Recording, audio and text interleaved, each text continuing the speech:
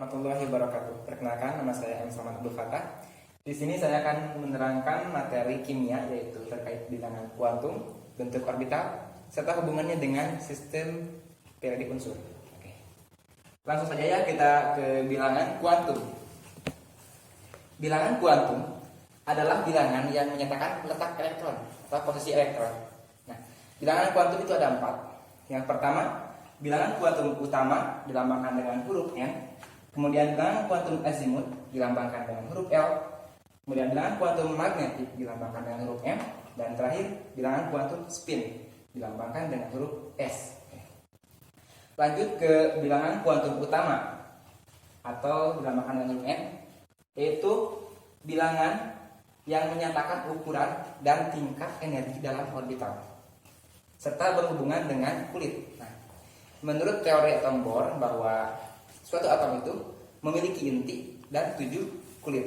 Nah, di sini kulit di sini kita lambangkan dengan huruf abjad ya, ada K pada kulit ke-1, kemudian L pada kulit ke-2, kemudian M pada kulit ke-3, kemudian N pada kulit ke-4 dan seterusnya sampai kulit ke-7. Oke.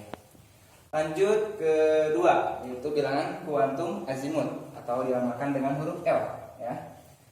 Itu menyatakan bentuk orbital serta berhubungan dengan subkulit.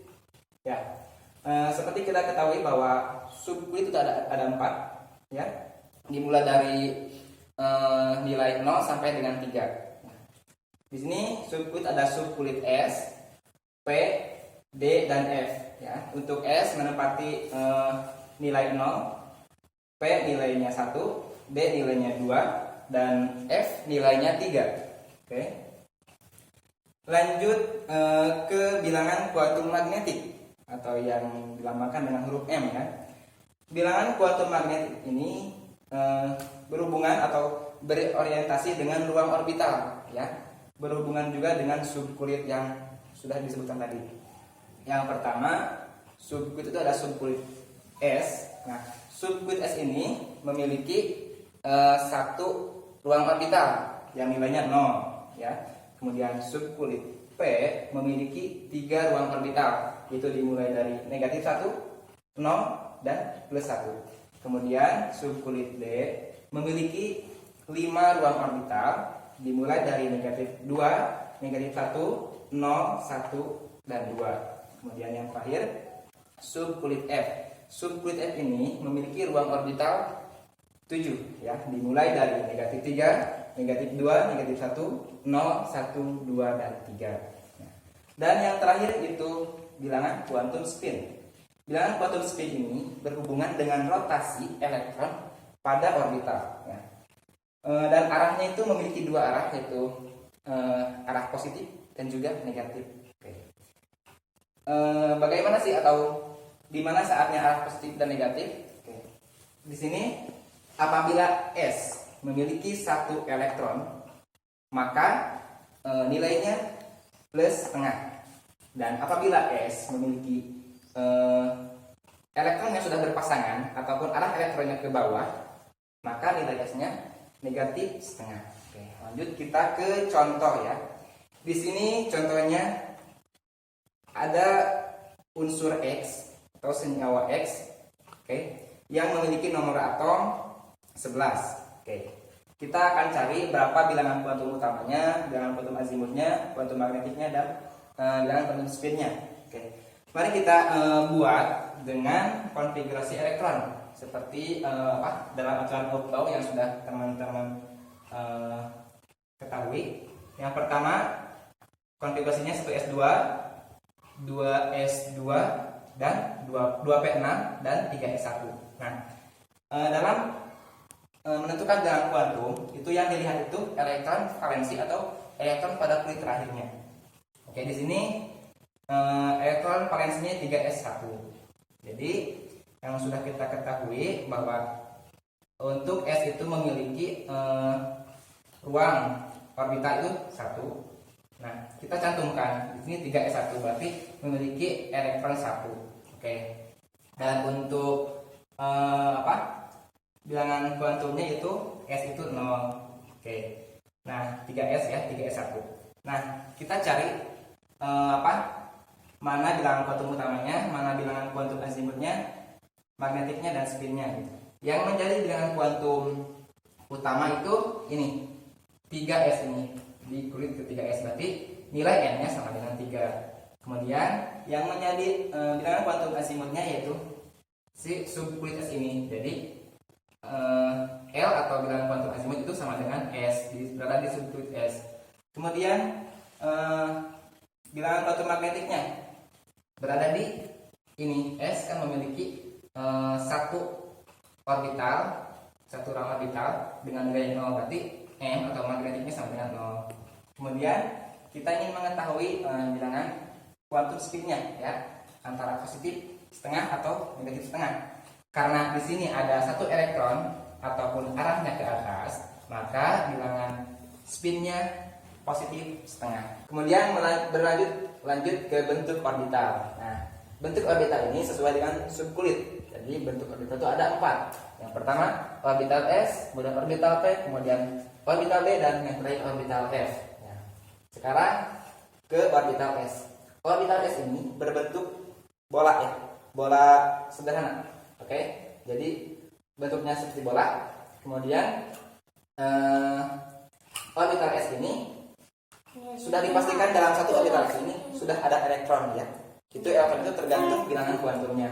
Nah, misalkan ini 1s, kemudian ini 2s, ini 3s. Jadi bilangan atau orbital S ini dipastikan bentuknya tetap sama, yaitu bulat, namun ukurannya dapat berbeda-beda tergantung dengan jumlahnya. Antara 1s, 2s, dan 3s ini memiliki ukuran yang berbeda tapi bentuk yang sama. Kemudian yang kedua itu orbital P. Orbital P ini bentuknya seperti bola terpilin. Jadi bola kayak balon yang dililitkan gitu. Oke. Seperti ini sudah digambarkan ya. Nah, di orbital P ini terdiri dari 3 jenis orbital P ya. Seperti yang sudah kita ketahui bahwa tuh ada 3 kolom orbital P ya. Yaitu Px, Py, dan Pz. Oke. Kita gambarkan, lihat di gambar. Ini gambar Px, ini gambar Py, dan ini gambar Pz. Tadi kan gambar orbital P itu seperti bola yang terpilin. Jadi bola yang terpilin ini berada di sumbu Px, berarti berada di sumbu X. Jadi letak orbital P-nya berada di sumbu X. Kemudian ini yang Py, berarti letak orbital P-nya berada di sumbu Y. Kemudian yang ini Pz, berarti letak orbital P-nya berada di sumbu Z. Oke. Nah, untuk penjelasannya, jadi setiap kolom ini, 3 kolom ini, Px, Py, dan Pz ini, jadi setiap bola ataupun bola terpilih itu menempati setiap kolomnya. Jadi di sini ada Px, Py, dan Pz seperti itu. Tapi tidak semua unsur memiliki jumlah orbital P yang lengkap. Oke. Kemudian yang ketiga orbital D. Orbital D ini bentuknya seperti 2 pasang bola terpilin. Jadi ada 2 pasang orbital P ya. Nah, terdapat 5 jenis orbital D, yaitu dx kuadrat, dy kuadrat, kemudian dz kuadrat, dxy, dxz, dan dyz. Nah, dapat dilihat oleh teman-teman dalam gambar ini dx kuadrat, ini y kuadrat. Nah, berarti artinya bahwa orbital D ataupun yang 2 pasang bola terpilih ini berada di sumbu X dan di sumbu Y. Ini sumbu X, ini sumbu Y. Oke. Kemudian yang dz kuadrat berarti orbital D ini menempati sumbu Z ya, dan untuk satu pasang lagi bola terpilihnya di sini tengah-tengah sumbu Z. Kemudian yang ketiga dxy, berarti ini orbital D ataupun bola terpilihnya itu berada di antara sumbu Y atau sumbu X dan sumbu Y. Jadi berada di antara sumbu X dan sumbu Y. Sedangkan satu lagi bola terpilihnya itu menyinggung sumbu Z. Kemudian yang keempat dxz, berarti orbital D-nya itu berada di antara sumbu X dan sumbu Z, berada di antara sumbu X dan sumbu Z. Dan yang satunya lagi itu menyinggung sumbu Y. Kemudian yang terakhir DYZ berarti orbital D-nya itu berada di antara sumbu Y dan sumbu Z ini ya. Dan untuk yang satunya lagi itu menyinggung sumbu X.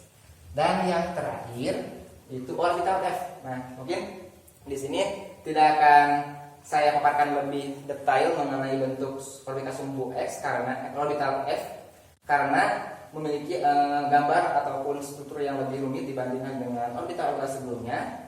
Kemudian untuk orbital F ini memiliki 7 jenis orbital F. Kemudian ditemukan pada unsur-unsur transisi yang lebih dalam. Itu untuk orbital. Teman-teman semua, kita sekarang ke poin terakhir yaitu hubungan SPU dengan bilangan kuantum dan bentuk orbital. Ya. Yang pertama itu dapat menentukan golongan satu unsur. Yang kedua dapat menentukan periode satu unsur. Oke, yang pertama kedudukan unsur dalam golongan. Nah, dapat ditentukan oleh elektron valensi dari suatu unsur. Ya. Contoh, nih, ada hidrogen dengan nomor atom 1, kemudian oksigen dengan nomor atom 8, kemudian nitrogen dengan nomor atom 7. Ya. Kita gambarkan terlebih dahulu konfigurasi elektronnya. Untuk hidrogen karena nomornya 1 berarti 1s1 meskipun S maksimal elektronnya 2. Berarti hidrogen berada pada golongan 1A. Kemudian oksigen dengan nomor atom 8 konfigurasinya 1s2, 2s2 dan 2p4. Berarti mana elektron valensinya? Ini teman-teman. Ini elektron valensinya. Jumlahkan koefisien atau jumlah elektronnya 2 ditambah 4 kemudian 6. Berarti oksigen berada pada golongan 6A. Kemudian nitrogen nomor atomnya 7, konfigurasi elektronnya 1s2, 2s2 dan 2p3. Ini apa valensinya? Jumlahkan 2 ditambah 3 5, berarti nitrogen berada pada golongan kelima. Yang kedua yaitu dapat mengetahui letak unsur dalam periode. Nah, ditentukannya itu dengan nilai n pada bilangan kuantum yaitu pada kulit yang terbesar. Oke, seperti pada aturan teori atom menurut Bohr yaitu bahwa suatu atom itu memiliki inti serta kulit ya, maksimal kulitnya 7. Ini inti, ini kulit ke-1, kulit kedua, kulit ketiga, kulit ke-4 dan seterusnya sampai ke kulit ke-7. Oke. Untuk menghitung untuk menghitung jumlah elektron maksimal pada setiap kulitnya itu digunakan persamaan 2n pangkat 2. Oke. Seperti ini. Untuk K berapa sih jumlah maksimal elektronnya untuk K? Nah, 2n pangkat 2. Untuk K kan sudah kita ketahui dari awal bahwa K itu memiliki nilai n1, kemudian L memiliki n sama dengan 2, M memiliki n sama dengan 3, N memiliki n sama dengan 4 dan seterusnya sampai kulit ke-7. Oke, rumusnya 2n pangkat 2 berarti 2 untuk K itu berarti 2 dikali 1 pangkat 2 sama dengan 2. Berarti K memiliki jumlah maksimal elektronnya itu 2. Kemudian untuk L berarti 2n pangkat 2 berarti 2 dikali 2 pangkat 2 jumlahnya itu 8. Berarti L memiliki jumlah maksimal elektronnya itu 8. Kemudian M 2n pangkat 2 dikali 3 pangkat 2 berarti jumlah elektron maksimumnya itu di kulit M itu 18. Kemudian N berarti 2 kali 4 pangkat 2 berarti jumlah maksimalnya itu 32 elektron ya di kulit N. Oke.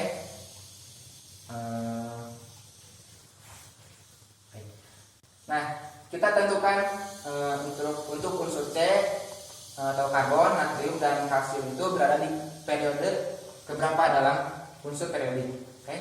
Tapi sebelumnya ada aturan ataupun yang harus kita perhatikan bahwa kulit terluar itu hanya dapat menampung maksimal 8 elektron, tidak boleh lebih.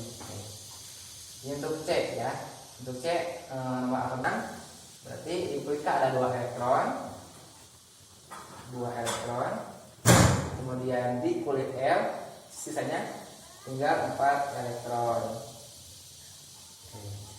Kemudian untuk natrium dengan nomor atom 11 di kulit K berarti 2 elektron, di kulit L berarti 8 elektron, dan di kulit M tinggal sisa 1 elektron.